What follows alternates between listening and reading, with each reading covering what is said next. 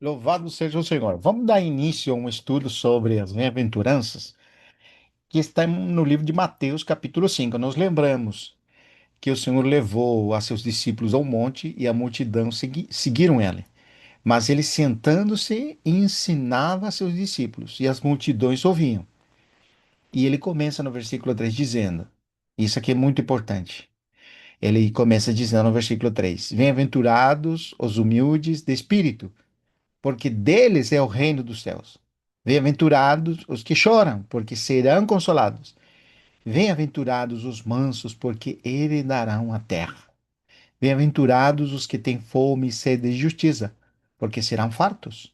Bem-aventurados os misericordiosos, porque alcançarão misericórdia. Bem-aventurados os limpos de coração, porque verão a Deus. Bem-aventurados os pacificadores, porque serão chamados filhos de Deus. Bem-aventurados os perseguidos por causa da justiça, porque deles é o reino dos céus. Bem-aventurados sois quando por minha causa vos injuriarem, vos perseguirem e mentindo disserem todo o mal contra vós. Regozijai-vos e exultai, porque é grande o vosso galardão nos céus, pois assim perseguiram os profetas que viveram antes de vós. Deus seja louvado. Que leitura. Então, a consideração, nós podemos começar, logicamente, as bem-aventuranças são 9, não vai dar tempo de nós abordarmos todas, mas vamos começar com a primeira e mais importante, que é a bem-aventurados os humildes.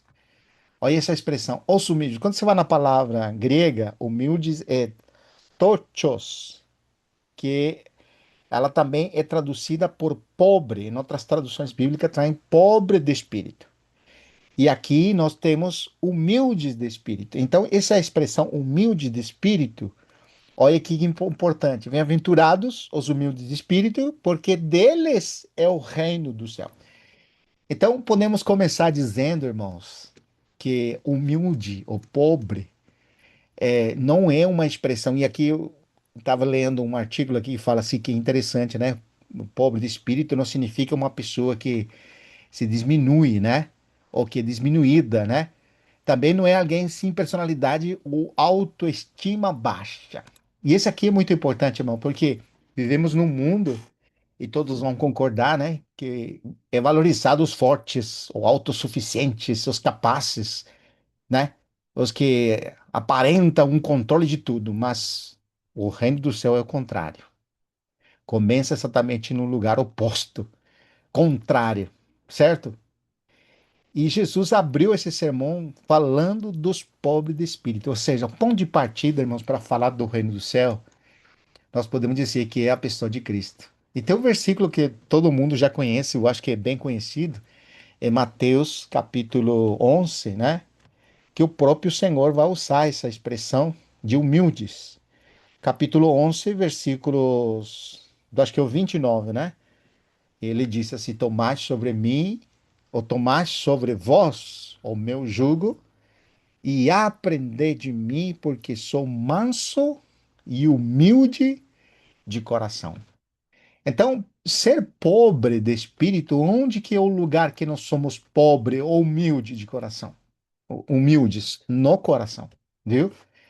Então, o Senhor Jesus, por natureza, ele era humilde. Ele é o humilde. Vamos dizer, ele é a expressão da humildade, ou de ser pobre de espírito. E a gente tem uma frase que nós colocamos aqui, que é uma pessoa que é pobre de espírito, ele é rico para com Deus. E uma pessoa que é rico de espírito, ele é pobre para com Deus. Você viu essa figura? Onde que nós temos em Lucas 12, 21? Lembra quando o Senhor vai falar em Lucas 12, que ele traz uma advertência para que as pessoas não fizessem de sua meta as coisas terrenas ou a riqueza desse mundo? Ele disse em Lucas 12, 21, essa expressão: assim é o que entesoura para si mesmo e não é rico para com Deus. Como que é uma pessoa que entesoura para si mesmo? Ele está olhando sua vida em perspectiva deste mundo. Ele faz de sua morada e de sua realidade apenas as coisas daqui de baixo. E é o exemplo muito importante de Lucas 12, que é importante ler, né? Lucas 12, versículo 21, é o que nós lemos. Olha o que em 17 ele arrazoava, esse homem rico. Ele arrazoava consigo mesmo, dizendo: que farei, pois não tenho onde recolher os meus frutos. E disse: farei isto, destruirei os meus celeiros, reconstruí-lo-ei maiores, e aí recolherei todo o meu produto e todos os meus bens. Então direi à minha alma: tendes em depósito muitos bens para muitos anos. Descansa, come, bebe e regala-te.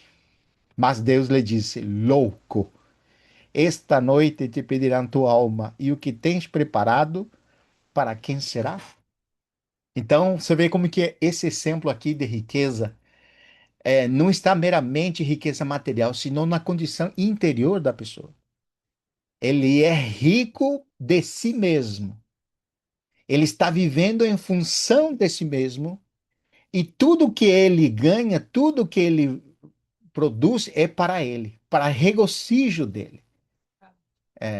Regala-te, essa expressão. Então, quando nós falamos de regala-te, nos lembra do quê? Lucas 16. E é interessante, Lucas 16 também nos mostra um homem rico, né?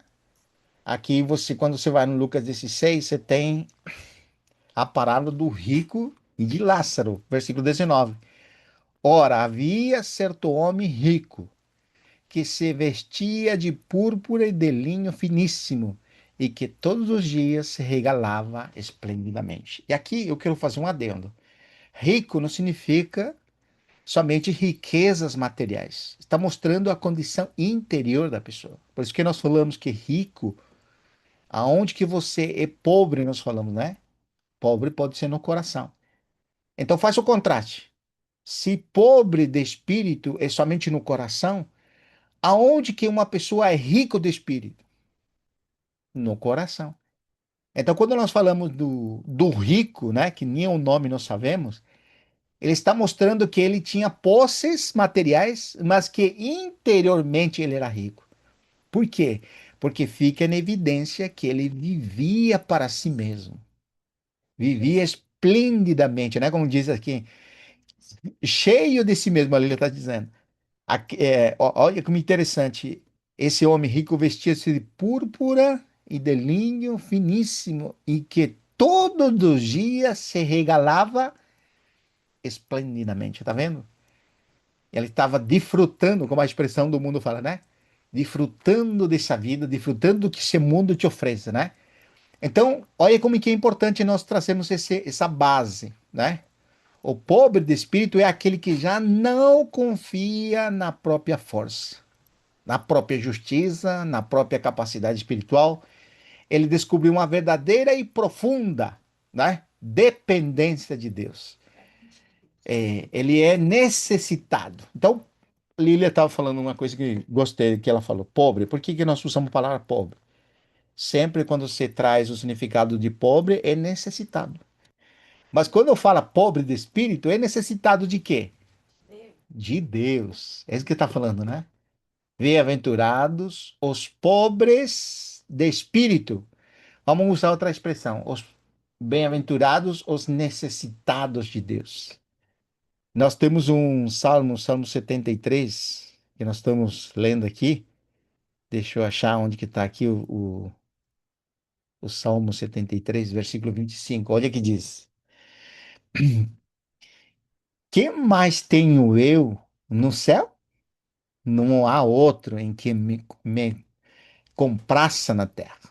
Ainda que a minha carne e meu coração desfaleçam, Deus é a fortaleza de meu coração e a minha herança para sempre. E aqui, um contexto desse salmo, aqui o salmista ele estava quase tropeçando, porque ele via a prosperidade dos iníquos, né? Quanto mais iníquo era, mais eles prosperavam. E ele, que é uma pessoa que está buscando a vontade de Deus, não dizia, ele está sofrendo, né? E quando você olha para esse mundo, parece que essas pessoas que não se importam com Deus, não querem saber nada, parece que nunca aconteceu nada com eles. Não é assim? A gente olha para essas pessoas e fala, puxa, essas não sabem o que que é sofrer? É, eles estão, eles estão cheios, tá vendo? Por outro lado, aqui nos faz um, como disse, um tratamento de choque. Você sabe quando o médico tá lá, né? E você tá diante do moribundo que o coração tá parando. O que que ele vem? Vem com aquele aparelho, né? E faz no coração uma descarga elétrica para ele, a ver se ele reage, né? Desfibrilador. Dá aquele choque e o coração começar a latir de novo, né? Essa palavra aqui, irmãos, é para aqueles que estão desfalecendo diante desse mundo. Parece que o mundo vai engolindo a gente, né?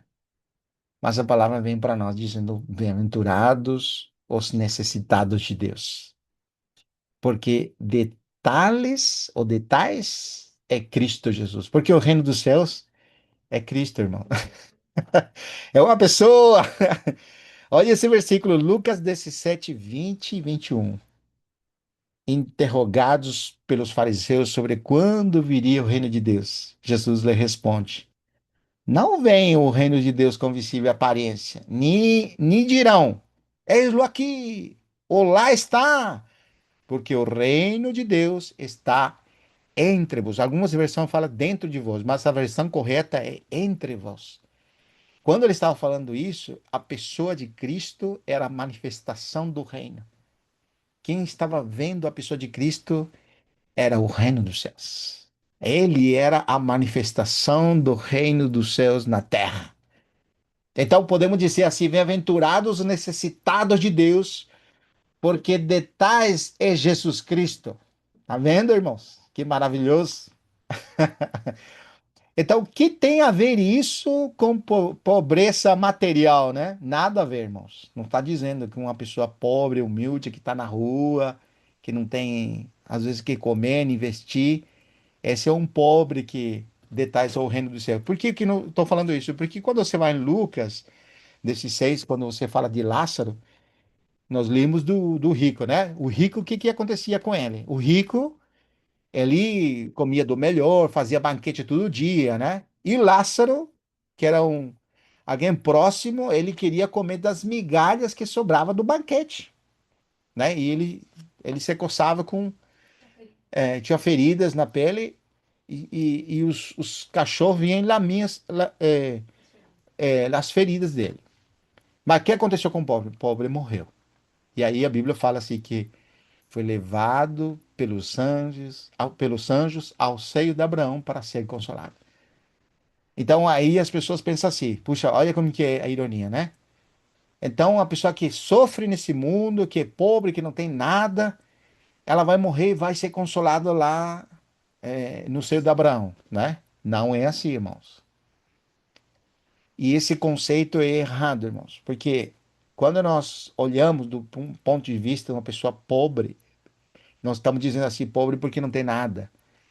Ela não tem casa, ele mora na rua, ele está todo doente, né? Essa pessoa vai ser consolada quando ele morre. Não, necessariamente, irmãos, porque está falando de uma condição no coração. Irmãos, nós somos pobres ou ricos no coração. Então, quando você fala de pobreza, não é carência ou necessidade de coisas. Ou quando você fala que é rico, que ele tem abundância. Não, você está falando de uma condição espiritual, no coração da pessoa. Por isso começa a bem-aventuranças dizendo bem-aventurados os pobres, os humildes, né? Porque de tais é o reino do céu. Olha que impressionante. Aqui nós damos sequência no versículo e eu queria chamar a atenção sobre João 15:5, né? Nós estamos dizendo que uma pessoa pobre ou humilde é aquela que é necessitada de Deus. Essa é uma situação, mas o correto, irmãos, é aquele que se une a Ele por meio de Jesus Cristo. Não adianta nada você dizer tenho necessidade de Deus, mas você não se une a Ele. Ou seja, o exemplo é João 15:5. Eu sou a videira, vós os ramos. Jesus disse assim: eu tenho uma vida e você não tem, certo? Ele está dizendo assim: você que necessita, mas eu estou aqui. Você fala assim: eu necessito de Deus. Jesus fala: tá bom, eu sou. o caminho, a verdade e a vida. Mas você não quer Deus, você não se une a Ele, então não é necessitado coisa nenhuma. É, esquadrinha essa escritura porque julga nela ter a vida eterna, mas contudo não querem vir a mim, está vendo? Pobre de espírito, irmão, é alguém que tem uma atitude de unir-se a Deus. Está vendo que é isso que é o mais importante entender? Te mostra uma condição, vamos dizer assim, se você olhar para a humanidade não precisa de Deus, irmãos. Precisa de Deus. Mas qual é realmente aquele pobre de espírito que detais é o reino do céu? É aquele que percebe sua situação, mas se apega a Deus. Viu? Esse que é o pobre. Eu sou a videira, vós os ramos. Quem permanece em mim e eu nele, esse que dá muito fruto. Porque sem mim nada podeis fazer. Então não vamos nos enganar com expressões bíblicas para justificar uma condição. Não, eu amo a Deus, eu quero Deus, eu necessito de Deus. Mas vive em função de si mesmo, para si mesmo e neste mundo. Tá vendo, irmãos? Não adianta. Pobreza real, ou pobreza, que é humildade, é aquele que se apega a Deus todos os dias. E pelo contrário, irmãos, quando nós falamos de rico espiritual, é aquele que diz eu consigo, eu posso, eu tenho capacidade. Tá cheio de si mesmo. Não vamos nem falar dele, né? Mas nós estamos dando uma referência daquele que diz em seu interior, eu sou pobre de espírito, que ele diz assim, não, eu necessito de Deus, mas ele não se apega a Deus, então não é pobre coisa nenhuma, não é humilde coisa nenhuma. Essa falsa humildade, né? Irmãos, isso aqui é muito importante, porque nós estamos trazendo, dilucidando algo que precisa cada vez mais falar no nosso coração pela palavra. Quando essa luz de Deus entra no nosso coração, o homem começa a enxergar a sua verdadeira condição. Paulo ele declarou: porque sei que em mim, estou na minha carne, não habita bem nenhum. Mas quanto de nós às vezes valorizamos ainda a nossa própria vida nesse mundo? Ou valorizamos algumas qualidades? Pelo menos, eu não sou isso, né? Eu sou tantas coisas, mas isso não sou.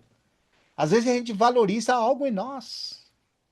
O verdadeiro deserto, quando você passa pelo deserto, aí vem uma revelação de que você não tem capacidade nenhuma, né?